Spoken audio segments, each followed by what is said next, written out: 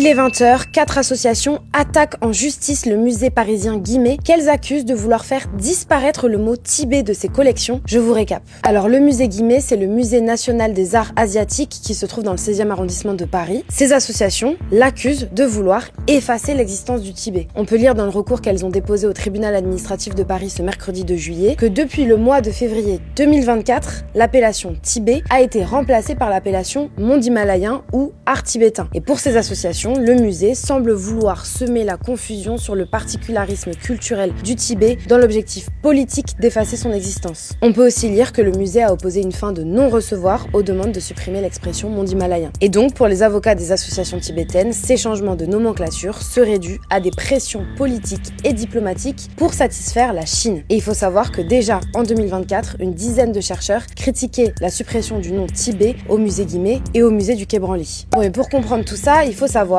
qu'en 1950, la Chine a pris le contrôle militaire du Tibet et que depuis, elle y impose des restrictions fortes. En 1959, après une révolte tibétaine violemment réprimée par l'armée chinoise, le Dalai Lama, chef spirituel du Tibet, fuit pour l'Inde et crée un gouvernement tibétain en exil à Dharamsala, un gouvernement qui milite pour l'autonomie du Tibet. En 1965, le Tibet devient une des régions autonomes de la Chine sous le contrôle du gouvernement central chinois, mais l'autonomie du Tibet est en réalité très limitée dans les faits. Depuis 2023, Pékin impose même l'appellation région autonome du Xizang. Bref, vous comprenez à quel point les termes utilisés pour désigner le Tibet sont devenus politiques. Bon, et pour revenir à aujourd'hui, le musée Guimet réfute vouloir invisibiliser une culture, encore moins nier l'identité tibétaine et se défend de toute ingérence de Pékin. Ils expliquent que ces changements de formulation ont été faits pour souligner la richesse des interactions culturelles dans cet espace vaste et complexe. Les associations qui ont déposé plainte demandent, elles, à la justice administrative d'enjoindre au musée de rétablir le mot Tibet sur les panneaux descriptifs des œuvres, des salles d'exposition ou dans les brochures. Et elle demande aussi le remboursement des frais de procédure d'une somme de 15 000 €. On vous tiendra au courant sur Brut.